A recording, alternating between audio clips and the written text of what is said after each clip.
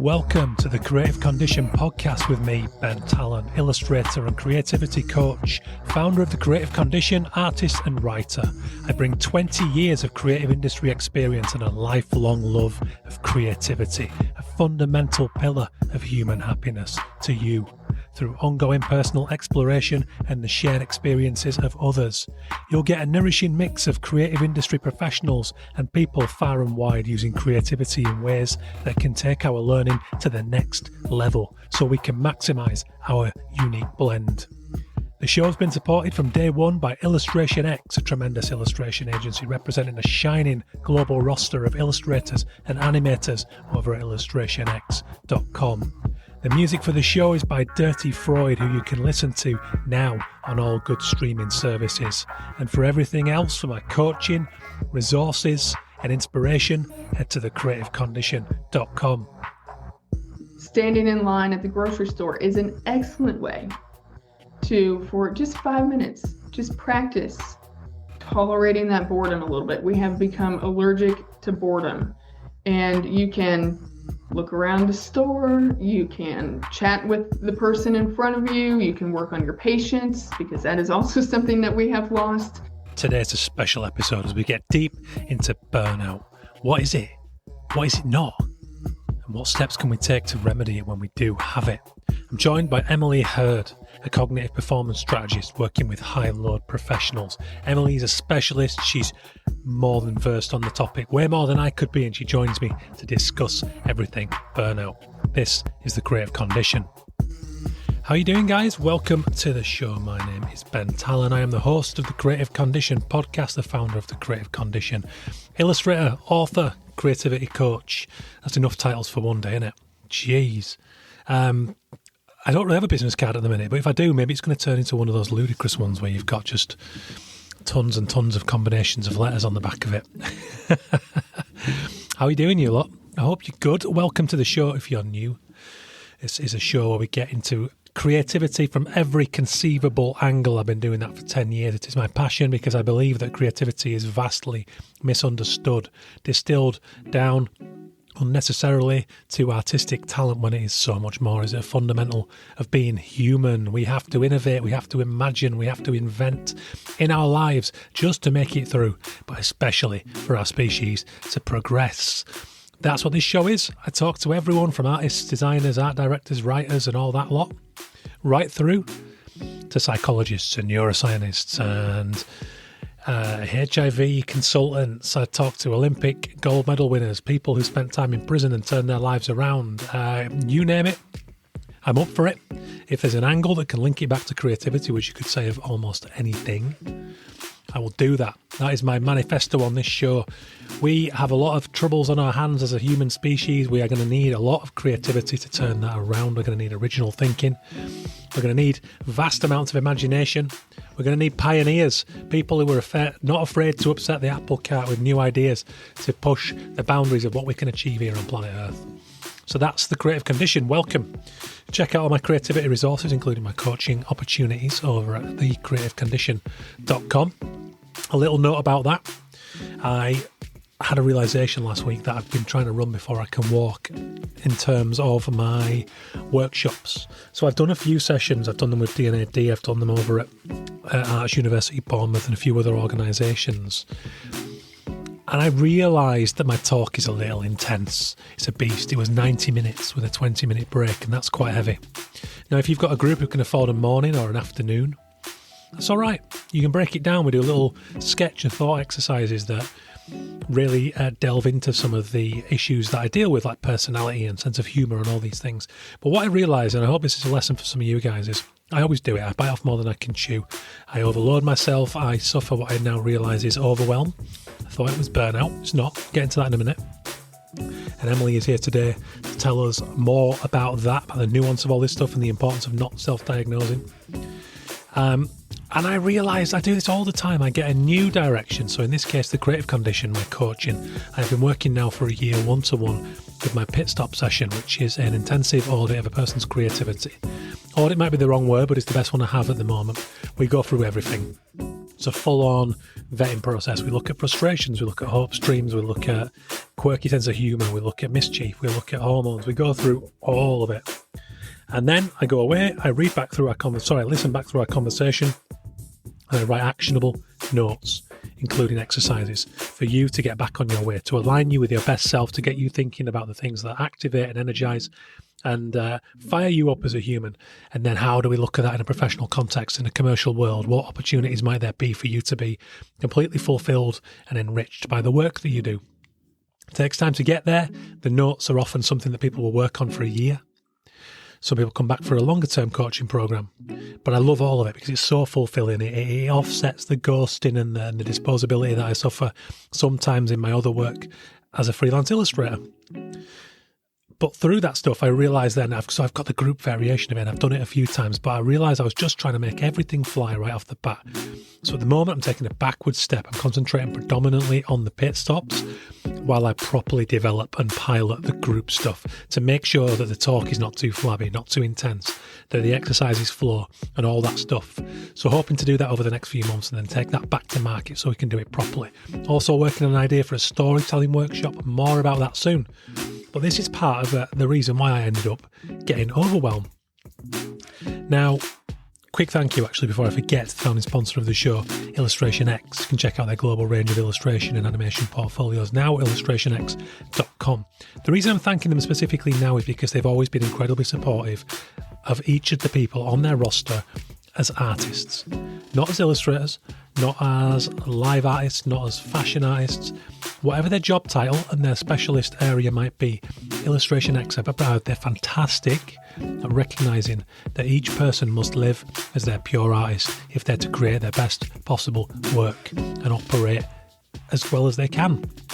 And I owe them a lot for that because they were the founding sponsor of this show. It was Harry, the MD, who suggested I might be good for podcasting when I approached him about doing some other interviewing work off the back of Champagne and Wax Crayons, my first book. The point I'm making is you need that support, you need that psychological safety, and you need to be kind enough to yourself to recognise where your boundaries lie. Make time for rest. Make time for the passion and the enjoyment in the work you are doing rather than just adding more to it all the time because you feel passionate. Now, I'm terrible for that. My wife has to help rein me back in sometimes. She recognises when I've hit an overwhelm period. I've never had a trouble coming up with any ideas or doing the work. What I do have a problem with it is putting a barrier on the other end of it. I got crazy with it. I end up juggling this company, that project, and I go nuts, and then I have to go, shit, I'm knackered again. I can't even bring myself to messaging a friend because I've just got complete overwhelm. So to that point, so today's guest, Emily Herird, like I said, she's a performance strategist for high-load professionals. Vantage View Coaching is a business. I think the website is currently under construction, but vantageviewcoaching.com is where you can find her when it's up. She's brilliant. We're going to talk about what burnout is, what it's not, how to take steps to get better and look after yourself. Emily went through this experience herself. That was the germ of the idea to go where she has gone and start working more as a coach. It's a brilliant story. She's got so much golden advice. I hope it's going to be useful for you guys. This is the part of a new ongoing series of episodes, very explicitly targeted at aspects of mental health. Anxiety is another one. I've got Wendy Dignam coming up, runs a fantastic podcast on anxiety. She's a psychologist, so we're going to be getting into that also. I want to create a little nest. I'm going to make a sort of highlight episode, an amalgamation, a compilation from all of them to help you guys and have a specific creative condition, mental health toolkit. So all that's coming up. Now, I found this article very helpful when I was researching for my conversation with Emily. And this was on mental health wellness, which is mentalhealthwellnessmhw.com. And it's a bit about defining each condition, the conditions being stress, burnout, overwhelm. So I'm going to read you the defining them. It might help. It certainly helps for me. Stress. Stress is a natural response to challenges, whether positive or negative. It's your body and mind's way of pushing you into action, a survival mechanism that helps you meet deadlines, handle crises, or rise to new opportunities. Stress can be beneficial in small doses, motivating you to achieve your goals. However, chronic stress, when left unmanaged, can become damaging, impacting both your physical and mental health. I always say to my coaching clients, to you guys on this show, adversity has a huge upside. It can push us into the most amazing creative responses. My show, my book is littered with people I've talked to who've used their adversity in a spellbinding, inspiring way. However, that is not sustainable because it's drawing too much on the negative emotion spectrum, and too much of that will lead you to these conditions. Next being burnout, what we're here to talk about today. Burnout, on the other hand, is a state of chronic physical, emotional, and mental exhaustion. Unlike stress, burnout isn't a temporary response, but the result of prolonged, unmanageable pressure, often work-related. It occurs when your efforts seem futile, leading to feelings of hopelessness or detachment. Burnout goes beyond feeling stressed. It's the final stage of unchecked stress, where you feel completely drained and unable to engage. Now, I thought I had that a number of times over the years, and now realise I didn't. Here is what I had and continue to have occasionally when I don't manage myself well enough. Overwhelm. Overwhelm happens when the demands on your time, attention, and energy exceed your capacity. It's an intense state where you feel mentally or emotionally swamped by too many tasks or challenges. Overwhelm leaves you feeling paralysed, unable to process information clearly, make decisions, or prioritise effectively. While often short-lived, overwhelm can contribute to long-term stress or burnout if not addressed. So I hope that helps differentiate the conditions, because there is a lot, Emily's right, there is a lot of self-diagnosing or lumping terms in there. I can't tell you the amount of people who've told me that they've had burnout, and only maybe one or two of them, I think, now that I understand the conditions better, I think have. I think some of them have been suffering from overwhelm or maybe a high level of stress. But who am I to say? I'm not, in a position to diagnose. But I do want to help you guys by bringing these guests to my show. So that's what we're going to do today. So welcome Emily Herird to the show. I think you're going to get a lot from this one, guys. Cheers to Illustration X. Please do also consider supporting the Ukrainian Institute, who need your help as much now as they ever did. ui.org.ua to go and look at the wonderful work of the creative community in Ukraine. You could share it, you could commission it. Anything at all you can do to support them, please do go and do it. If you get a chance, please do rate, review, subscribe to the show. But most importantly of all, tell a friend. If you enjoy this episode, if you take something from it or any other episode, just say, I listened to this awesome podcast. It's a great episode about burnout. I think it might help you. That word of mouth thing is absolutely huge. So there we have it. Cheers, guys. Thecreativecondition.com for all my assets and creativity resources. But without further ado, welcome Emily Herird.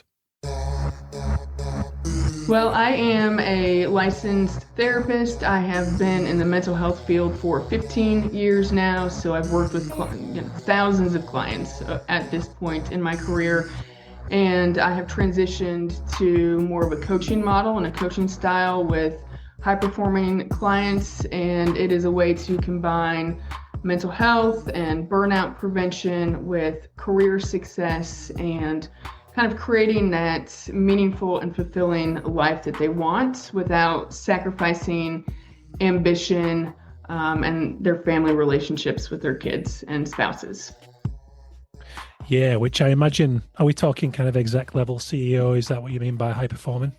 High performing, yes. I have focused a lot on lawyers and the legal industry over the last 5 years, but I've also worked with doctors and leaders and executives in other industries, and I am branching out to more professions, because this is really, not an industry specific issue. It can be entrepreneurs who run their own business and feel the pressure of performing all the time, and it can be leaders and executives across many different types of businesses where everyone is turned on all the time to work, and there's this pressure to perform, and we tend to give everything to work.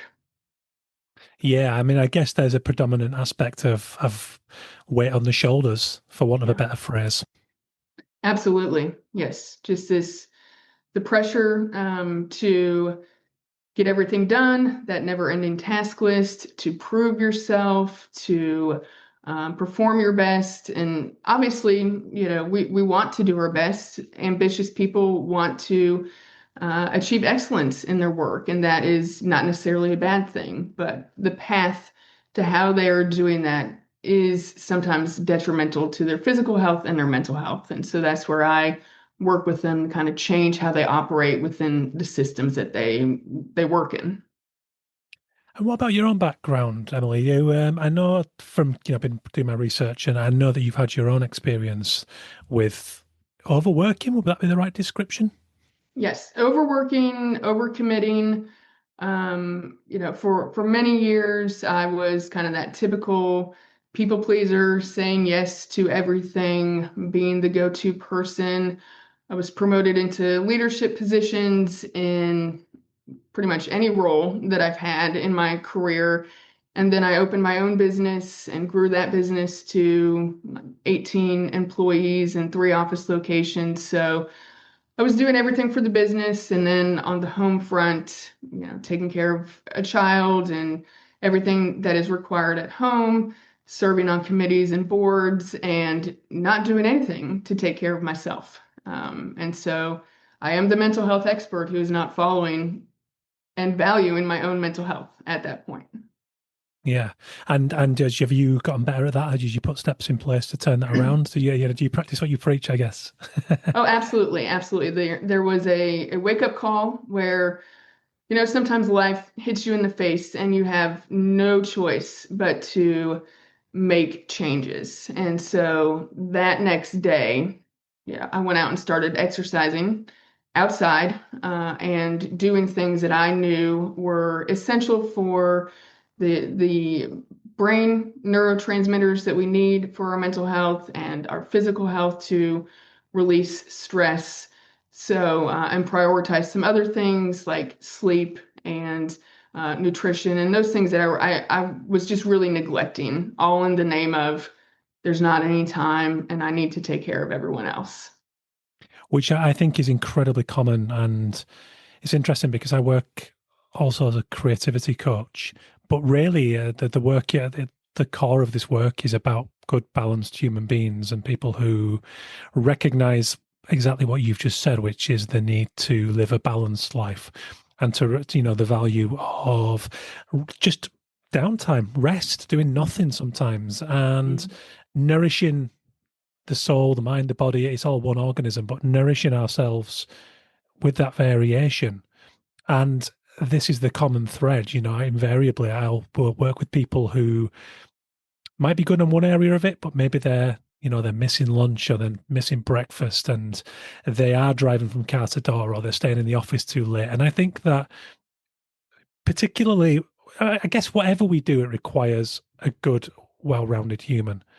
But from my point of view, with people who are doing something that requires a lot of imagination and cognitive effort, mentally, if you're not balanced and you're not fueled and the rest of it, then bad things are going to happen.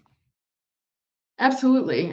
We tend to focus on health of different organs. For example, heart health and lung health and liver health and all those organs. And certainly we talk about mental health, but people don't think about, at least I have found that people don't think about their brain being an organ that needs to certain inputs in order to be able to function properly and function at its best.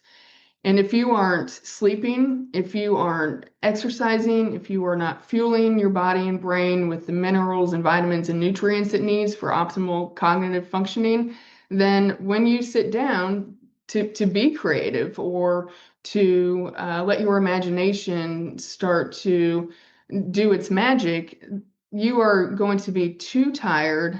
Your brain is depleted. It doesn't have the energy sources that it needs in order to come up with those ideas. And likewise, when we don't have rest, our brain doesn't have the space it needs to come up with those ideas. If we are constantly giving our brains input through social media, through podcasts, through television, through music, all the noise that we constantly stimulate ourselves with, then there is no space for that default mode network to be operating and to be generating ideas. That's absolutely right. I remember talking to a guy called Michael Phillips Moskowitz, and he was the former curator at eBay, and he'd gone on to found an app called Moodrise. And it had grown out of his own mental health difficulties, and he referred to it as digital nutrition. And I found that really interesting. And the statistic he gave me was that willfully or otherwise, the average consumption stimulus, digital stimulus, is around 12 and a half hours a day. For any of us, and that can be music in a cafe. It means, hence the willfully aspect. But that blew my mind at the time. And when I sat down and started to think about that, it's absolutely right. And I recently read a book called The Anxious Generation by Jonathan Haidt. Are you aware of it? Oh, yes. Yeah, and as a new parent, well, my kids are 5 now, I've got twins, and I'm part of a growing number of kind of WhatsApp groups who are trying to spread the word among other parents that this is an issue, that this has a major part to play in the mental health crisis that we live in today. I guess my question to you is there a connection that you've observed here in terms of, so maybe once upon a time, overworking and overcommitment and the things we touched upon might have been a case of staying too late at the office. And as we all know now, things follow us around because we have these little computers in our pockets. Have you noticed a connection there with your work? Yes, absolutely. I talk to my clients sometimes about the idea of working like we're in the 1990s. I think that our parents, or at least, my parents' generation struggled with some of this. My dad was a lawyer. I know that his work was probably on his mind more than I realized when I was younger.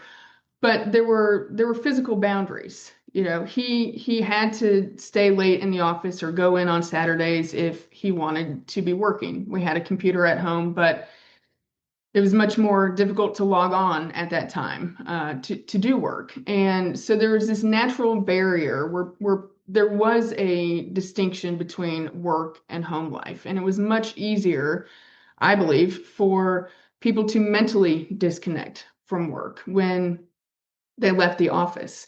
Now we have, working at home in addition to the people that go into the office and have their cell phones on them at all times. It's much more challenging to disconnect from work.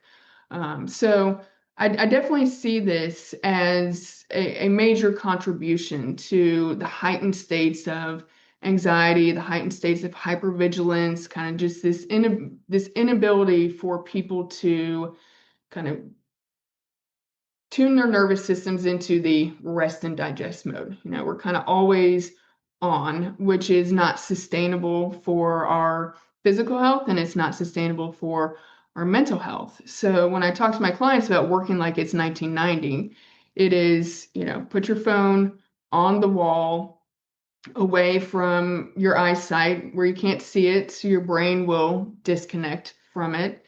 And if you are going to work at night, or if you are going to check your email at night, make it very clear when that is going to start and when that is going to stop, and kind of get out of the trap of, oh, I should be working, or I wonder if anyone has emailed me, or kind of the constant incessant checking that we do of our phones and of our emails to see if there's more notification. All of that digital diet, as you called it, is very harmful. It's like eating, junk food all day long, essentially. So I definitely see this a lot in my work with clients and the boundaries that they need to set. Yeah. And I guess, would you say it requires a conscious action, as you described there? Because I remember talking to a person who does behavior design, which I'd never heard of that before I met her. And a lot of her work will revolve around first identifying such trappings and habits that we fall into, well-financed, conditioned habits, as we know. And she talked about, for her, for example, Twitter was an Achilles heel, but just leaving the phone, as you said there, on the other side of the room was enough to stop her from bothering to get up and walk across to get the phone. The next step was locking herself out for X amount of hours if she knew she really had to be on it at work. And it's kind of acknowledging the weakness and beginning to work against that. So is that something that you work with your clients in taking a dedicated action? Absolutely. First we have to decide, this behavior, how I'm spending my time, how I'm investing my time, is not giving me the return on that investment that I want it to. And how else do you want to be spending your time that will give you that return on investment? For example, when I was kind of recovering from burnout myself, one of my go-tos in the evening was watching true crime documentaries on Netflix. And so I had to ask myself that question: is this really nourishing my mind? Is this giving me a value on the time that I'm investing in it, or what else could be better for my health? And so then I turned back to reading fiction and actually going to sleep instead of staying up late. So it has to be like looking at the behavior and asking first of all, what function is this serving for me? I mean, scrolling on Twitter, all of us reaching for our phones, kind of these methods that we use for escape and coping are serving a function, but it's more of a band-aid than it is a long-term solution. So we have to recognize that it's serving a purpose, even if that purpose isn't working for us. And then number two, we have to look at, all right, what are the automatic steps in this habit loop that we've created, and how can we disrupt that habit loop? All those things that the the person that you mentioned are great things to disrupt that habit loop. And when it comes to technology, people need to understand that these systems are designed to grab our attention as much as possible. You are working against a force. It's not necessarily all about your willpower. It's not necessarily, a weakness in you that this is a tempting thing. It is designed on purpose to have our attention there. So then it's also, kind of setting up this habit loop, deciding how you want to be spending your time. I tend to encourage people to like push back against the technology. And do I want Mark Zuckerberg to be profiting off of me more than he already is? And so it's these like little acts of rebellion against the culture and where we are today that give people a little bit more autonomy over their time and agency over their time and attention. And then it's practicing. So anytime that you start to create a new habit or disrupt a habit, you have to figure out what you are going to replace that time with. And so if I'm going to replace sitting on my couch and scrolling, I need to figure out, all right, what am I going to do with my time? Am I going to exercise? Am I going to play with my daughter? Am I going to go outside and sit on my deck and listen to the birds? Like, what am I going to do with this time instead? And then you have to be willing to be uncomfortable, because the irritability, that urge to reach for the phone or the junk food or whatever it is, the drink after work, is going to be there. And so you have to recognize it for what it is. It's temporary discomfort. I can get through this. And then when you do get through it, you have built that self-efficacy that, okay, I can do this. And that gives you the confidence to do it again next time. And for the people who, like when we're working on setting boundaries around work, a lot of the fear around this is I'm going to miss something important, or clients are going to get angry with me if I don't respond right away. And so it's kind of testing out these fear-based beliefs to see what actually happens when you take those steps to set the boundaries. And 99 times out of 100, everything's fine. It's always the way, isn't it? And I just started a mini campaign through the Creative Condition. I say campaign, that's the term I'm giving it, but it's really just my own exploration, called Reclaim the Throne. And it's the idea that a previous guest said to me, and forgive my crassness, she said, when was the last time you took a shit without being on your phone? And and to that point, that scared me a little bit. And I thought, oh my God, yeah, it's not, that's quite frequent. And so I took a conscious action to stop that, managed to stop that. I've since got through 3 biographies in 6 weeks, because that's now my kind of biography zone. And my wife said to me, she said, yeah, but not everyone takes the ludicrous amount of time you do in the bathroom. And I said, well, okay, how about thinking about coming up with a haiku in your mind? There are many, many other ways. Even if you're a 2-minute person, you can just switch off for 2 minutes and have a little window. And then I thought, okay, well, that's a starting point. But what about, and a friend said to me the weekend, what about the bus stop? What about waiting rooms, receptions, all these places where our default action has become to reach for the phone. And don't get me wrong, there are times when we're time poor, we need to reply to a loved one, etc. There are occasional reasons why we need to do that. But like you said, that sense of missing out is very rarely founded. And therefore, when you add up all that time, I'm trying to just do this mini campaign to encourage people who want to find time in their lives to do something more nourishing, to just consider a better use of that time and adding it all up. And I think we thank ourselves and feel a bit more balanced for that. Absolutely. Yes. And to your point, there are many micro opportunities throughout the day to practice tolerating boredom. I can't tell you how many times I'm driving down the road and I see someone driving down the highway going, 85 miles an hour, and they're with their phone, holding it, watching something on their screen. Wow. Standing in line at the grocery store is an excellent way for just 5 minutes, just practice tolerating that boredom a little bit. We have become allergic to boredom, and you can look around the store, you can chat with the person in front of you, you can work on your patience, because that is also something that we have lost. But it is, all those windows add up. And then one thing that is illuminating for people that can be helpful to realize how much time you are devoting to your phone is to turn on the screen time statistics. And this is not a black and white thing. We need our phones for some things, like you said, and they can be very useful tools. But the screen time data can also help you understand how and where you are giving your attention. I think there's a difference between listening to music for focus while you're at work versus mindless scrolling on Instagram. And so it's about having that healthy relationship with technology, which also impacts our overall mental health. It impacts our overall physical health, and then generally our connection to one another in our everyday world. And allowing the unconscious to do its thing, because when I was researching my second book, The Creative Condition, I was, pleasantly surprised to read that there's really quite a high number of Nobel Prize winners that their revelation for the thing they'd won the prize for came to them either upon falling asleep, upon waking, or in dreams. And if our brains are always dominated in the conscious frame, then that doesn't happen. So I guess that loops it back to the kind of desires of high power people, achievers. You don't achieve in the same way if your unconscious isn't doing its thing.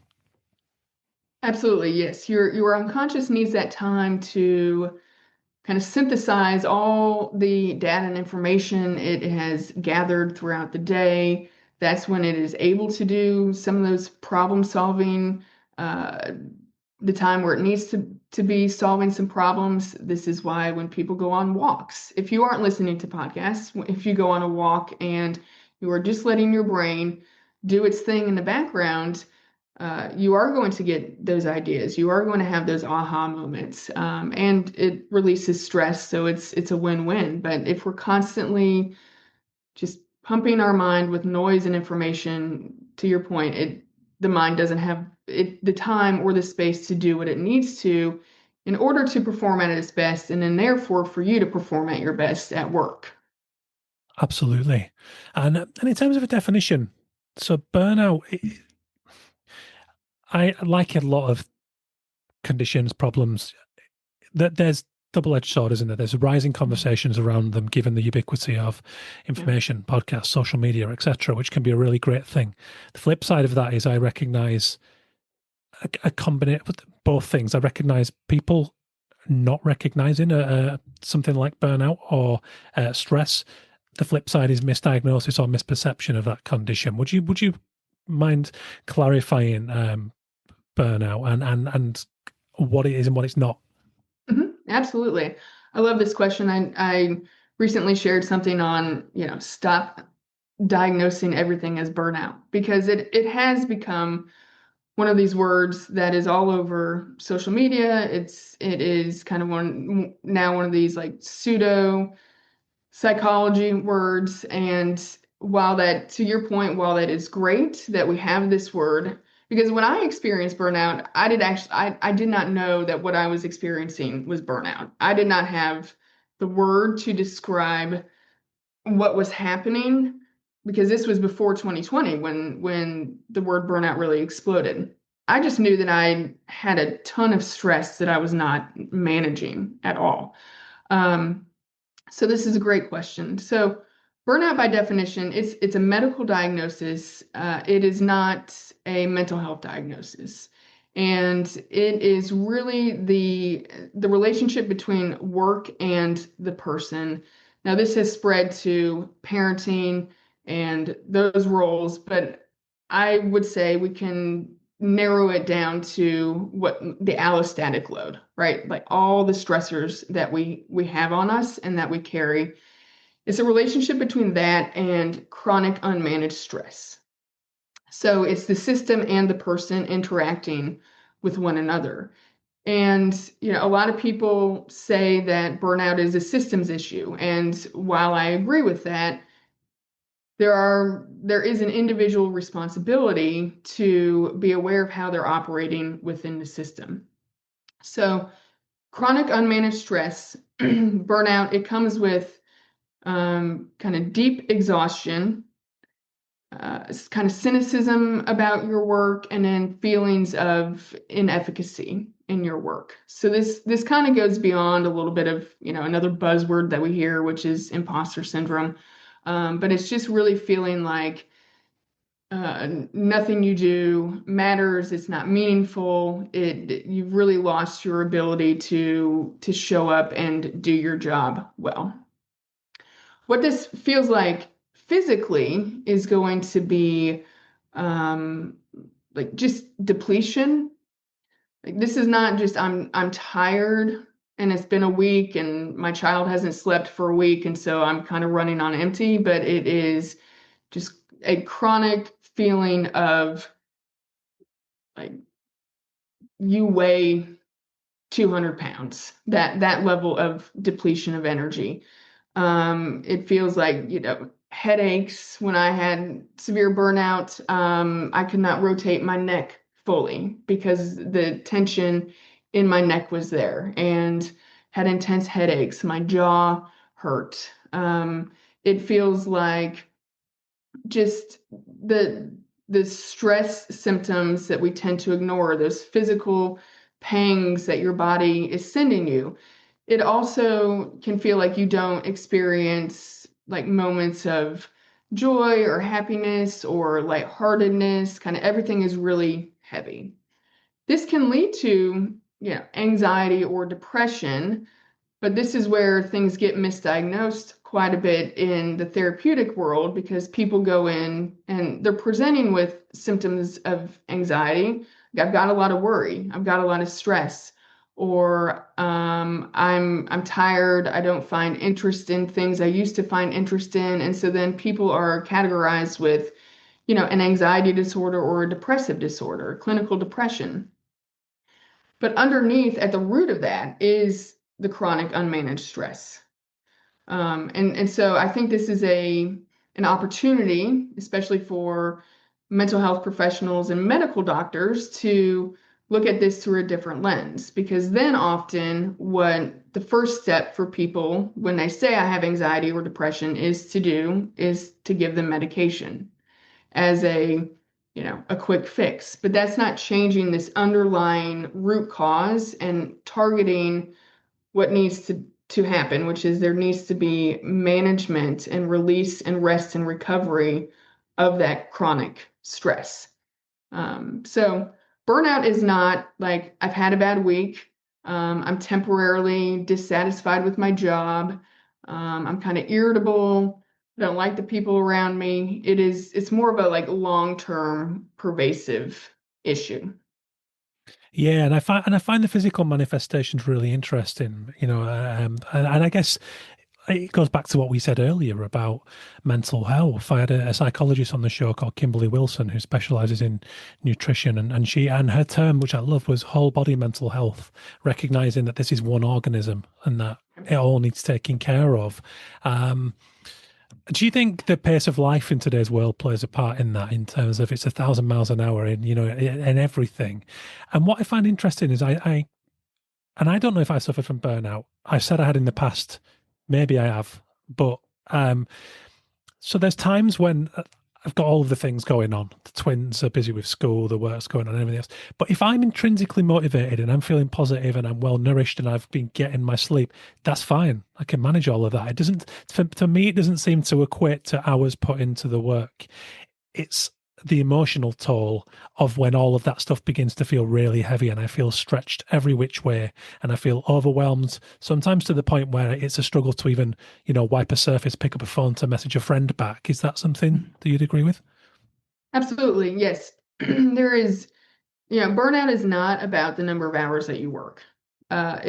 People who work 30 hours a week can experience burnout, mostly because like there's an over functioning and then there's an under functioning. And when we are under functioning and under challenged, then we can also experience some burnout. But it is not about the number of hours worked. People can work 100 hours a week and be absolutely fantastic. But it's about those foundational habits, taking care of our body, because it is connected. They are not separate. As much as we want to separate the two, and this is a real challenge for a lot of my clients because they are intellectualizers. They like to live, from the neck up and try to. That's their job. They use their brain and you use your brain as their performance tool. So I use a lot of sports psychology in my work, and I encourage them to think of themselves as corporate athletes. And so if we look at athletes, what they need to do in order to be in the best shape, to give themselves the best chance of success on the sports field, they take care of the foundations, right? Their exercise, their nutrition, what they're fueling their body with, sleep, crucial, rest and recovery, massage, all those things to take care of the body. And then they do mental coaching, mental performance coaching as well. But we can learn from that. And so as you've experienced, when we aren't taking care of those things, when we're skimping on sleep for weeks or years at a time, we are more susceptible to our emotions taking over. Our brain isn't working as fast as it can. We're irritated by everything, and just everything feels much heavier. So that's often where I start with my clients, and that's where I started with myself, is that we have to get these daily foundational habits up and going to give yourself capacity to manage the load that you are facing. It's really, really interesting. And you mentioned, like a loss of passion and joy in as a symptom kind of thing. Do you come across people? I'm interested in this because in my industry, sensitivity is a very valuable trait, but it's also a double-edged sword. And for the longest time, sensitivity was considered a negative word, particularly growing up in a working class mill town with quite a lot of masculine attitudes and old-fashioned attitudes. I consider it a real strength, but it has to be managed. I know that I'm very highly sensitive. Therefore, I can be susceptible to heavy news headlines or, too many of, for example. Is that something you see? Is that something that people kind of, because I've done a lot of research into cognitive patterns and tried to understand the way my brain works and processes these things, which has been a huge help in managing them. So I guess charting is where I'm going with this, charting moods, feelings, frustrations, and even the times at which those things happen. Do you think that's a valuable, worthwhile tool for people? Absolutely. Absolutely. Anytime we can spend some time and energy learning about ourselves and why we do the things that we do, why we respond and react the way that we do, gives us valuable insight. A lot of people believe that they're self-aware, but the research shows that the majority of people are way less self-aware than they actually are. And this doesn't have to be something that goes on forever and ever, but I would encourage people or invite people to do an experiment for the next 30 days. And like you said, just kind of gather some data, see what appears, chart different things like your sleep, your eating habits. What are you drinking? What are your overall energy levels? What kind of mood are you in? And, how have you spent your time? Did you spend your time watching the news, scrolling on your phone, or did you spend your time outside, going on a walk, gardening, playing with your kids, some of these things, and just start to see what emerges out of that data. Pay attention to how you're thinking about things. This is metacognition, thinking about how we're thinking. A huge driver of our internal stress is not actually the external world. It is our own inner voice and inner critic and how we talk to ourselves all day long. So pay attention to that. I ask people, if your inner voice was a podcast, what would you be listening to all day? Or if your inner voice was actually your boss that followed you around all day, would you want to work for that person? And most of the people are like, heck no, you know? Um, this is a very valuable tool. And then the challenge is, okay, what do I do with this data? And where can I start to make some small incremental shifts that will make a big difference? It doesn't take a whole lot to tend to our mental health and make changes that have a big impact.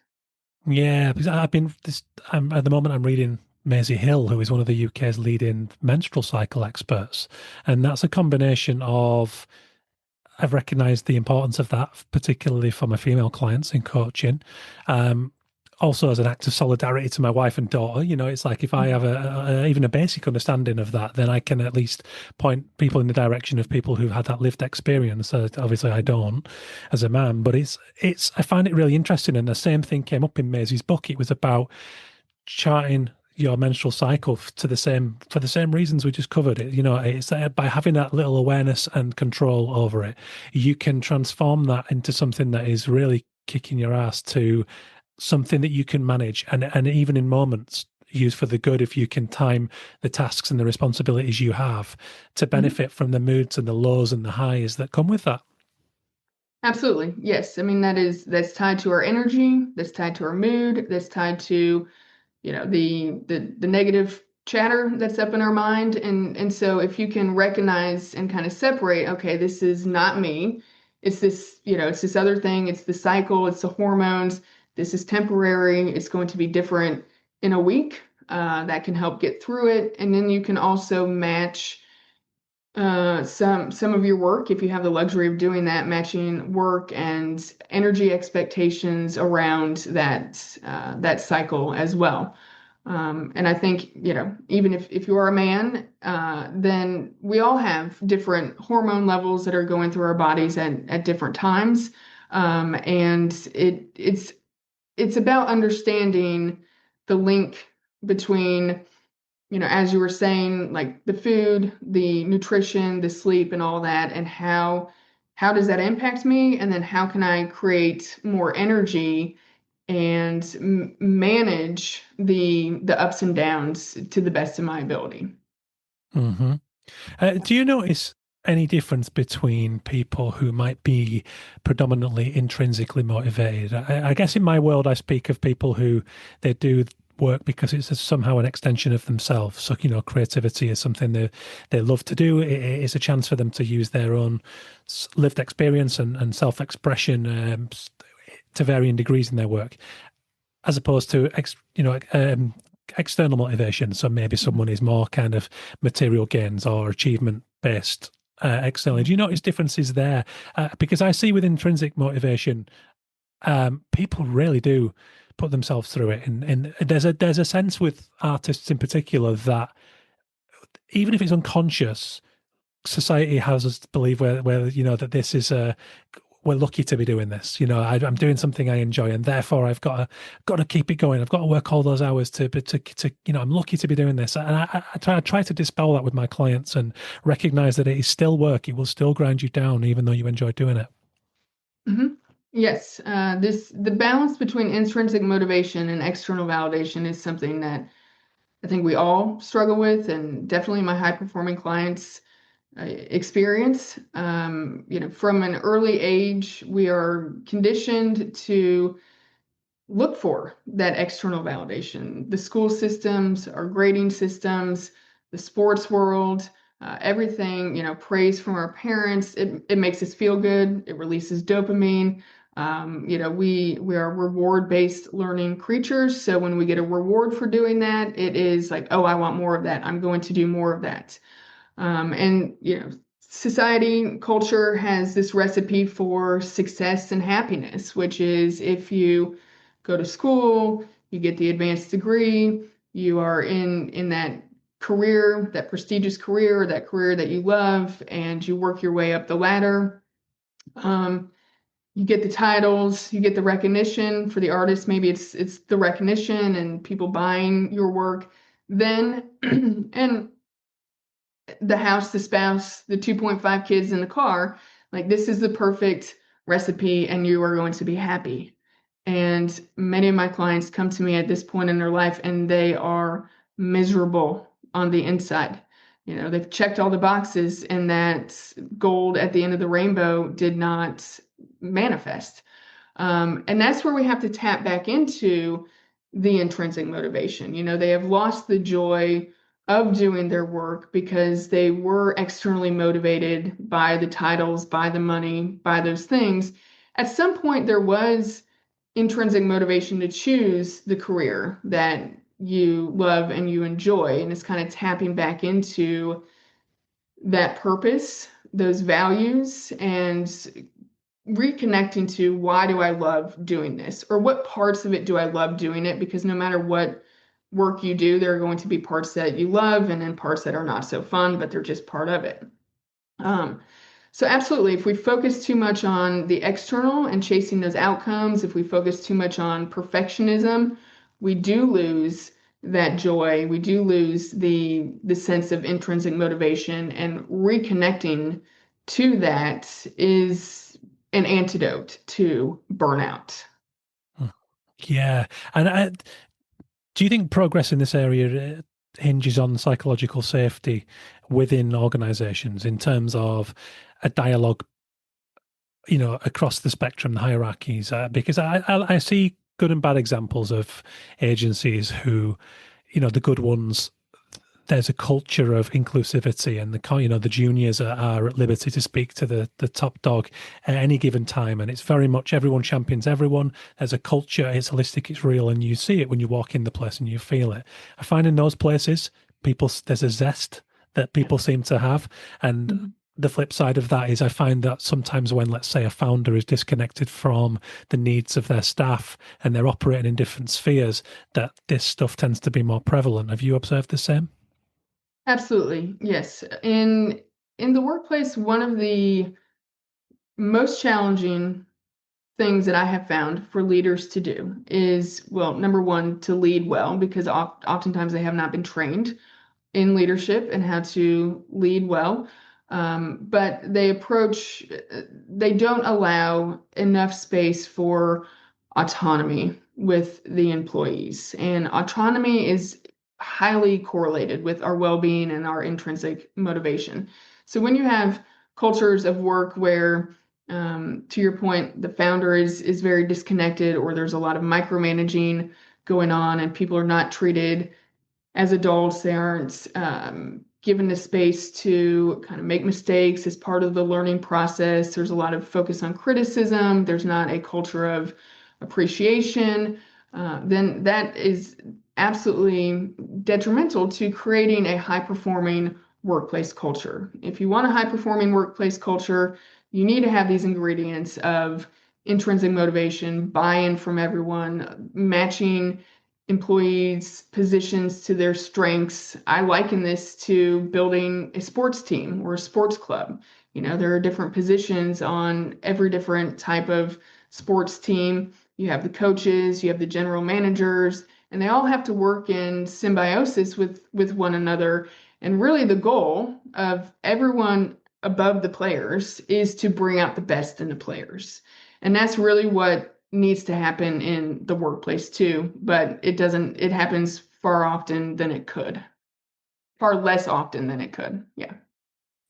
I remember this happening. I'm a big Leeds United fan in football, or I guess soccer, as you guys would call it. And Marcelo Bielsa took over as manager of Leeds, and he's really quite eccentric, like completely obsessed with football, Argentinian coach. And the first thing he did when he came to the club was it was very much foster that kind of, we're all in this course together, everything from the canteen staff right through to the ball boys and the playing staff. The culture was, began working on that right from the off, and it was tangible. There was a crackle of excitement around the club. The fans felt more embedded than ever before, and lo and behold, it was a very successful period on the pitch. And I think that it's so right. Mm-hmm. When whether it's employees or players feel, to use your terms, that and the term out there, psychologically safe, when they feel the ability to show up as themselves. To a certain degree, I have kind of an issue with the phrase, be authentically yourself at work.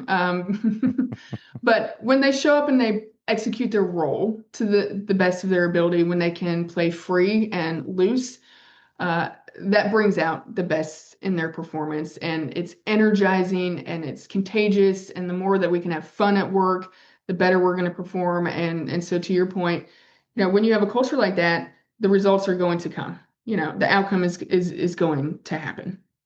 Yeah, absolutely. In terms of pointers for recovery, there's a sort of specific angle I wanted to look at on this, and it's the sort of the person who might hear this, recognize those needs, but feel like perhaps financially they don't have the luxury of taking the time off. And we kind of touched upon it a little bit in terms of those micro opportunities throughout any given day. Perhaps that's one potential starting point. Do you have any others in terms of that self-care that's required and breaking that mindset of I can't, or I don't have enough time, and etc.?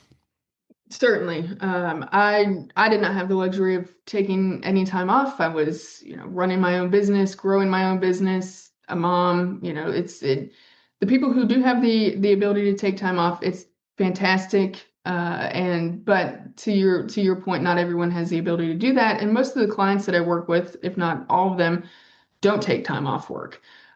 So it's important to know that this process takes time. This is not a short fix. And if you are looking for easy, quick win solutions like the wellness industrial complex tries to sell us, those are going to maybe make you feel better for a week or two, and then it's going to go back to baseline. So this is a longer term process. You have to have patience with yourself.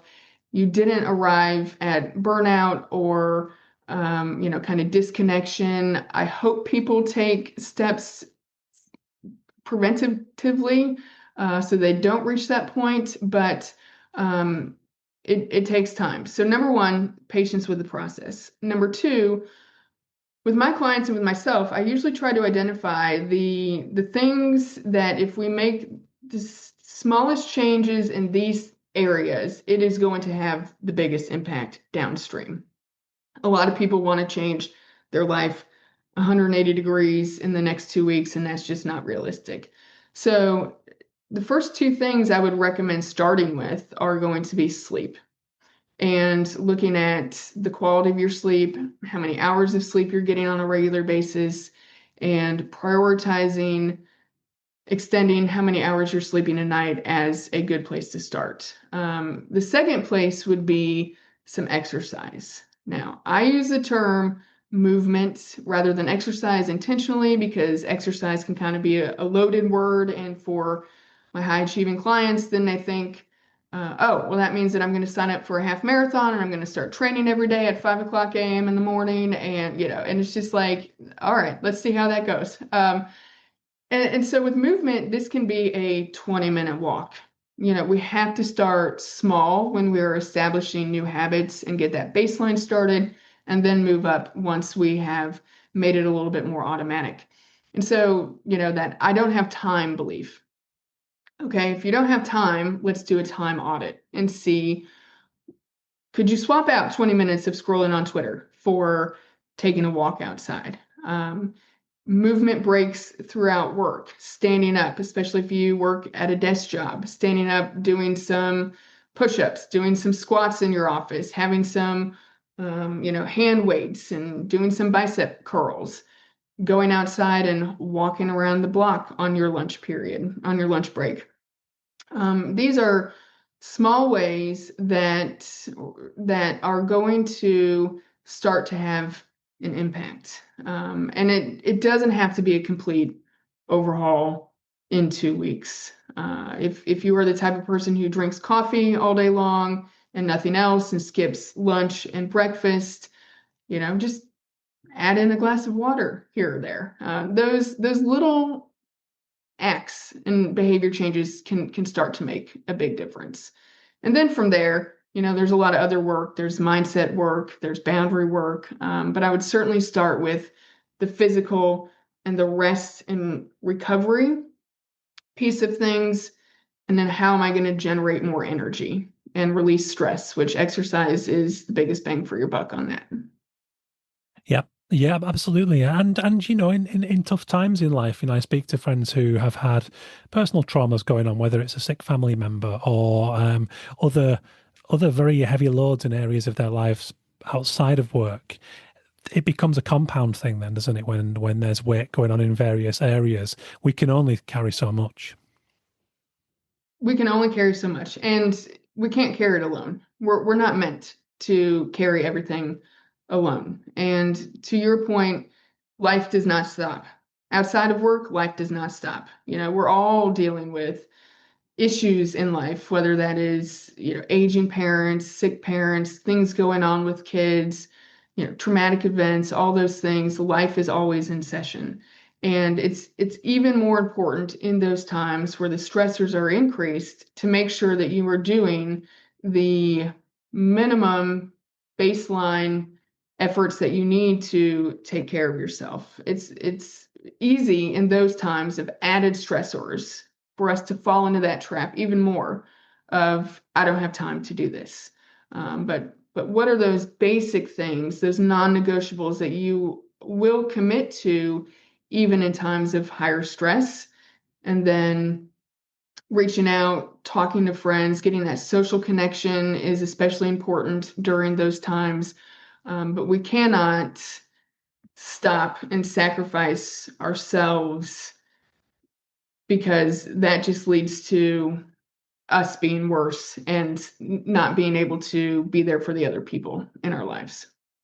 I find that when I'm in those times of feeling overloaded and overwhelmed, that's the time when I'm less likely to do what I know I need to do on the social front. And the first couple of years were challenging for me in new parenthood. I adored the parenthood. There wasn't an issue there, but it was the fatigue and the loss of sleep, and working at the same time that left me very vulnerable to the news and things like that. And I would then default to, as you mentioned earlier, watching Netflix, staying in, not talking to the friends. And every time that I made the effort to then go out and see friends, I would come home and think, why have I left that so long? That was wonderful. It's very cathartic. We're social creatures, and I think it's really important in good times and bad times to find human connection. And going back to the thing about cutting out the phone time, I think if you just replace a couple of hours a week with real face-to-face connection instead of digital time, I think that just elevates so much as well. Social connection is essential. We are, as you said, social creatures.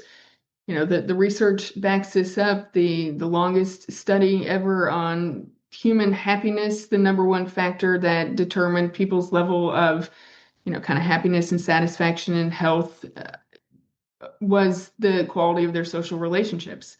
And it is in those times of stress and our brain is naturally wired towards the negative. And when we are more stressed and we're kind of depleted on energy because we're lacking sleep, those newborn days, then the mind starts to become distorted and it encourages you to isolate more. And you think, oh, I don't have the energy to be around people, or no one wants to be around me, or just kind of these excuses that we come up with. But this is where in counseling and psychology, we have this thing called the opposite action. So the thing that your brain is telling you to do, you actually need to do the opposite action, even if you don't feel like it in the moment, because on the other side of that, you are going to feel much better.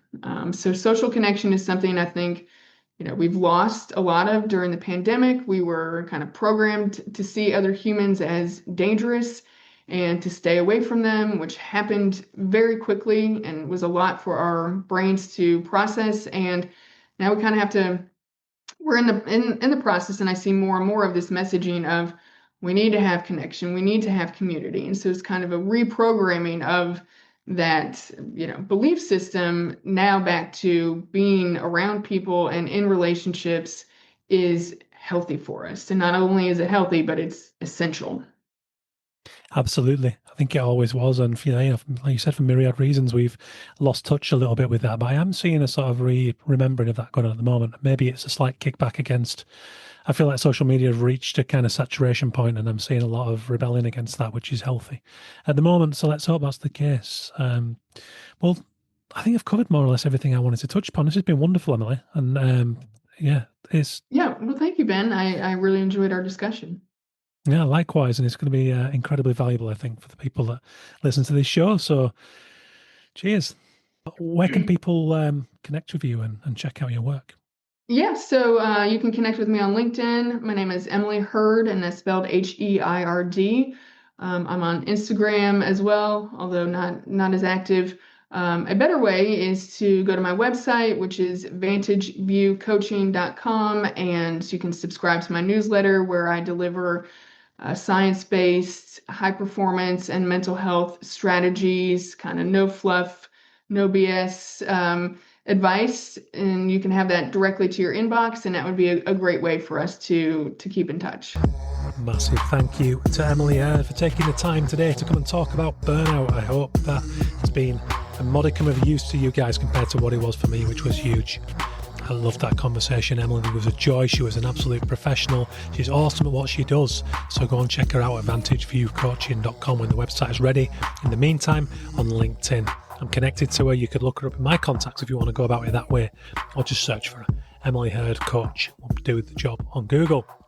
What have you been up to? Let me know. Get in touch, ben@bentalon.com. Always happy to hear how you engage and connect with the show, your thoughts on any episodes, your own problems. If you're interested in working with me on a pit stop, I make it work for freelancers with structured pay plans. The cost is not unaffordable. Some coaching out there is really expensive with good reason. I'm new to the game. It's relatively low at the minute. Happy to structure it for you freelancers because I want to help you out because I am one of you. But I love doing the pit stop. It's a very intensive audit of a person's creativity. I take so much fulfillment. I go above and beyond to help them with tailored exercises, notes of recommendation, book recommendations. It's a real deep thing. We make a real bond. So get in touch. We can do it over Zoom remotely.